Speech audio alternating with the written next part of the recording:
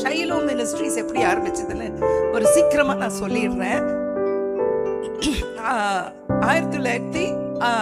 1996 ஷைலோன்ற இந்த வார்த்தை என்னோட கூட ஆண்டவர் பேசினார். அங்க முதலாவது சாமுவேலை கொண்டு போய் தன்னுடைய தாய் அந்த இடத்துல அர்ப்பணிச்ச இடம் தான் ஷைலோன்னு நான் கேள்விப்பட்டேன். இந்த வார்த்தை எனக்குள்ள அது ஆழமா பதிஞ்சிருச்சு. எனக்கு அப்ப தெரியாது நான் முழு நேர ஊழியத்துக்கு வருவேன்னு தெரியாது. 2002 ஆண்டவர் என்ன ஊழியத்துக்கு அழைச்சாரு. உண்மையும் உத்தமமான ஊழியக்காரன் என்ற சத்தத்தோடு கூட என்ன அழைச்சார். யார் ஆண்டவர்? என்ன நீதானாரு. அதுக்கு முன்னாடி என்ன ஆண்டவர் சொன்னாரு, I am taking you across the seas not for your benefit but for my glory. என்னுடைய மகிமைக்காக நான் உன்னை வெளிநாட்டுக்கு கொண்டு போறேன், உன்னுடைய லாபத்துக்கு இல்லைன்னு சொன்னார். சரி, அதுக்கப்புறம் அங்க போன பிறகு ஊழியக்காரர்கள், நிறைய ஊழியக்காரர்கள் எல்லாம் வர வைப்ப ஊழியக்காரங்களோடு கூட நான் ஐக்கியம் கொண்டேன். அதுவும் இல்லாமல் நிறைய பேர் பார்த்தோம். பெரிய இங்க இருக்கிற பிரபலமான ஊழியக்காரர்கள் எல்லாம் அங்க பார்த்தேன். அது ஒரு காரியம். அவங்கள அழைச்சி எங்க இடத்துல நான் மீட்டிங்ஸ் எல்லாம் நடத்தி இருக்கிறேன். அதுவும் ஆனாலும் கூட முழு நேரம் ஊழியன்னு எனக்கு தெரியல. அப்போ சில ஊழியக்காரங்க வந்தவங்க எல்லாம் நீங்க ரொம்ப நாள் இங்க இருக்க மாட்டீங்கன்னு சொன்னாங்க. நான் என்ன நினைச்சேன், என்னுடைய பெனிஃபிட்க்குனதும் நான் நல்ல தாராளமா ஊழியத்துக்கு கொடுக்க ஆரம்பிச்சேன். அவருடைய பெனிஃபிட்ல கொடுக்க ஆரம்பிச்சேன்.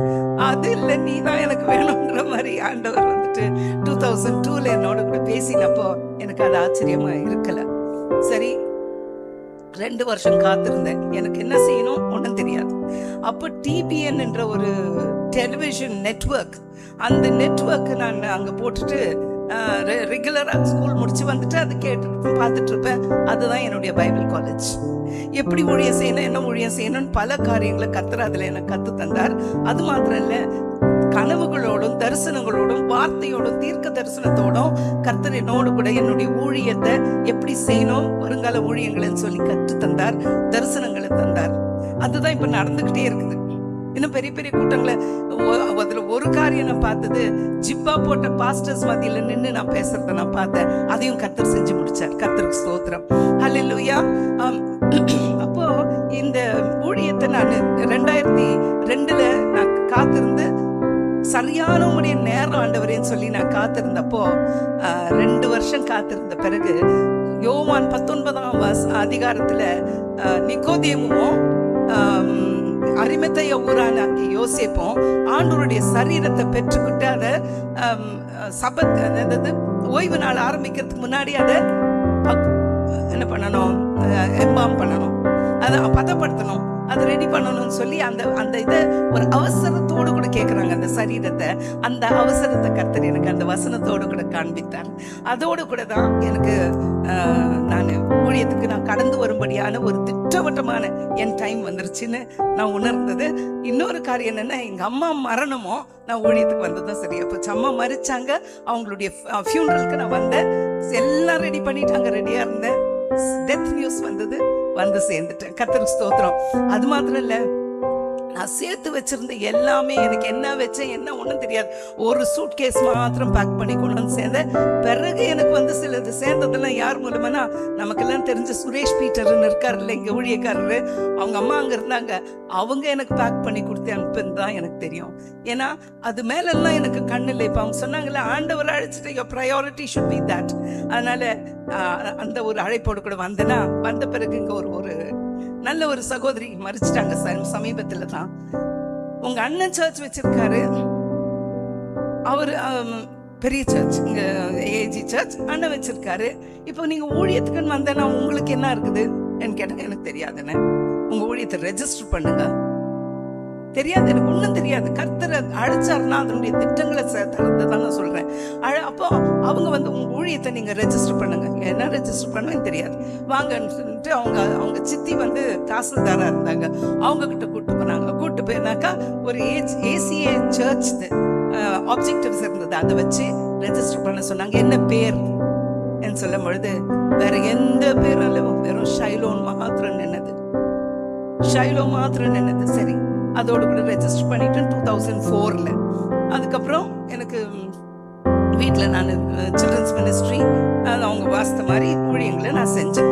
கர்த்தருக்கு ஸ்தோத்திரம். செஞ்சுட்டு இருக்கும் பொழுது அதுக்கப்புறம் தான் ஆண்டவர் திட்டங்களை தந்தார். ஊழியத்தினுடைய என்ன செய்யணும்னு சொன்னாரு. அந்த திட்டங்களை தந்தது 1 சாமுவேல் 1ஆம் அதிகாரம். அதுதான் என்னுடைய ஊழியத்தின் மையம். அப்போ அன்னாள் வந்து சாமுவேல சீலோவில தான் போயிட்டு அந்த ஆலயத்துல உட்கார்ந்து கேக்குறாங்கல்ல, ஆண்டவர்கிட்ட எனக்கு ஒரு ஆண் பிள்ளையை கொடுங்க. அது ஷைலோல. அடுத்து ஏலி அங்க ஊழியம் செஞ்சார், வயசான ஊழியக்காரர் அங்க ஊழியம் செஞ்சார். அப்புறம் அதே ஷைலோல அன்னாள் கேட்ட ஜெபத்துக்கு பதில் கிடைச்சு அந்த குழந்தைய கொண்டு போய் திரும்பவுமா ஆண்டவரிடத்துல ஒப்பு கொடுக்கிறா. அவ செஞ்ச அந்த பொருத்தனையை நிறைவேற்றா இல்லையா? அப்போ அங்க ஒரு குடும்பம் கட்டப்படுது. கர்த்தர் ஸ்தோத்திரம். ஒரு பெண்ணுடைய நிந்தை நீக்கப்படுது, கண்ணீர் துடைக்கப்படுது, அவர் ராஜரீகத்துக்கு எழும்புறா. ஆமென். அது இப்பதான் அந்த தரிசனம் இந்த வருஷத்துக்காக தந்தது. ஆனா இதுதான் கர்த்தர் செஞ்சுக்கிட்டு இருந்தார், ஒவ்வொருடைய காரியத்துல செஞ்சது. சரி, அப்ப இப்படி நாம பார்க்கும் பொழுது சாமுவேல் குழந்தையா வளர்ந்தாரு, அங்கே அப்படி யூத்தா வளர்ந்தாரு. ஆண்டவர்கிட்ட கேட்ட ஆண் பிள்ளையா கேட்டப்போ என்ன செஞ்சாங்க? ஆண்டவர் என்ன செஞ்சாரு? ஒரு ஆண் பிள்ளையா அவருக்கு வேணுமா இருந்தது. இவங்க கேட்டது ஆண் பிள்ளை, ஆனா ஆண்டவருக்கு வேண்டியதும் ஒரு ஆண் பிள்ளையா தான் இருந்தது. ஏன்னா அவருக்கு வேண்டியது ஒரு தீர்க்கதரிசியா வேணுமா இருந்தது, ஒரு ஆசாரியன் வேணுமா இருந்தது, ஒரு நியாயாதிபதி வேணுமா இருந்தது. கர்த்தர் ஸ்தோத்திரம். அப்போ முதல் தீர்க்கதரிசி, கடைசி நியாயாதிபதி, அப்புறம் தேவனுக்குரிய ஆசாரியனா தான் ஒரு பிள்ளைய பெற்றெடுத்தாங்க. அப்ப இந்த காரியத்தை எனக்கு ஆண்டவர் திட்டம் தெளிவுமா என்னுடைய ஊழியத்தின் தரிசனத்தை ரெஜிஸ்டர் பண்ண பிறகுதான் கர்த்தர் சொன்னார். அப்படியாக தான் இந்த ஷைலோ மினிஸ்ட்ரிஸ் வளர்ந்து வருகிறது. அதுல இன்னும் விசேஷமா என்னன்னா, பெண்களுக்காக நீ ஏதாவது கட்டாயம் செய்யணும், பெண்களை முக்கியத்துவம் கொடுத்தார்.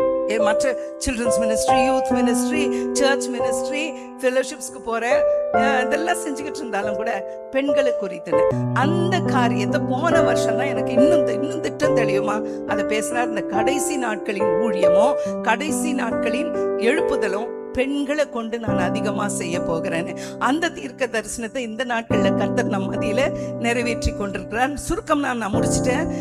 இன்னும் இந்த டிசையரை பற்றி நான் மத்தியானமோ இல்லை நாளைக்கோ நான் அதை பற்றி பேசுறேன். வாஞ்சைன்றது பற்றியும் ஒவ்வொன்றும் ஒரு காரியம் இருக்குது. இன்னும் பெண்களை பற்றி சொல்லும் பொழுது என்னன்னா, இது அந்த மேல இருக்கிற அந்த லோகோ இருக்குல்ல, வேதமும் புறாவும் அதை காண்பிச்சு build my people on my word, அந்த தரிசனத்தை கொடுத்ததுனால தான் அந்த லோகோவை நான் ஒரு வாரம் ஆச்சு அதை டிசைன் பண்ணி எடுக்கிறதுக்கு. அப்படியாக கர்த்தர் ஒவ்வொரு காரியத்தையும் செஞ்சார். அதனால ஒவ்வொன்றும் கர்த்தர் திட்டவட்டமா சொல்லி இப்படி செய்யறது என்னன்னு பார்க்கும் பொழுது நீங்க எல்லாம் அந்த திட்டத்துக்குள்ள இருக்கிறீங்க. அதன் இந்த ஊழியத்தின் மூலமா நீங்க ஆசீர்வதிக்கப்பட்டு, நீங்க கட்டப்பட்டு, நீங்க உங்க குடும்பத்திற்கும் உங்க சபைக்கும் சமுதாயத்துக்கும் தேசத்திற்கும் தேவனுடைய ராஜ்யத்திற்கும் ஆசீர்வாதமா இருக்கத்தக்கதான் கர்த்தருக்கு ஸ்தோத்திரம். அப்ப இந்த நாள்ல இந்த ஷைலோ மினிஸ்ட்ரிஸ் ஆசீர்வாதம். ஷைலோ என்று சொன்னா என்ன தெரியுமா? அர்த்தம் தெரியுமா? ஷைலோ ஆதியாகமம் 49:10 இந்த வசனத்துல சமாதான கர்த்தர் வரும் அளவும் சொல்லி தமிழ்ல இருக்கும், இங்கிலீஷ்ல ஷைலோ கம்ஸ் இருக்கும். அப்ப அந்த சமாதான கர்த்தர் யார் தான்? ஷைலோ யார் தான்? Jesus Christ. அதனால இந்த ஊழியம் அவரை சுற்றினதா இருக்கிறது, அவரை மையமாய் வைத்திருக்கிறது. கர்த்தர் என்ன நினைத்தாரோ, என்ன தரிசனத்தை தந்திருக்கிறாரோ அதை நிறைவேற்றி கொண்டிருக்கிறார். மனுஷரை பார்க்கல, ஒரு நிராகரிப்புனா ரிஜெக்ஷன் சொல்லி வந்தா, நீ பர்சனலா நான் சொல்லணும்னா அநேக ஆண்கள் ஏற்றுக்க மாட்டாங்க. இப்பவும் கூட இந்த ஃபிளையர்ஸ் கொடுக்கும் பொழுதெல்லாம் நிறைய பேர் அதை கவனிக்கவே இல்லை, அனௌன்ஸ் கூட பண்ணல, தெரியுமா? ஆனா இத கனப்படுத்தி சிலர் உங்க ஹஸ்பண்ட் கனப்படுத்தின மாதிரி அதெல்லாம் சாட்சியம் சொன்னதுனால, அதே போல எந்த ஊழியத்தை அதை அக்செப்ட் பண்ணி, அதை ரெகக்னைஸ் பண்ணி, அதை ப்ரமோட் பண்ணுவோம், என்ன அப்ரிஷியேட் பண்ணுவோம், என்கரேஜ் பண்ணுவோம் சிலரை கர்த்தருக்கு எழுப்பி இருக்கிறார். அப்படியாக தான் இந்த சர்ச்சும் கூட நமக்கு கர்த்தர் தந்திருக்கிறார். கர்த்தருக்கு ஸ்தோத்திரம். இப்ப நமக்கு டைம் ஆயிடுச்சு, இன்னும் பசி, அதுக்கு மேல நான் போக விரும்பல. அதனால இந்த ஊழியத்தை தந்தவர் தரிசனத்தை நிறைவேற்றி கொண்டிருக்கிறார். அவருடைய வருகை மட்டும் அதை நிறைவேற்ற கர்த்தர் உதவி செய்வார். கர்த்தருக்கு ஸ்தோத்திரம். கர்த்தர் நாம மகிமைப்படுவதாக.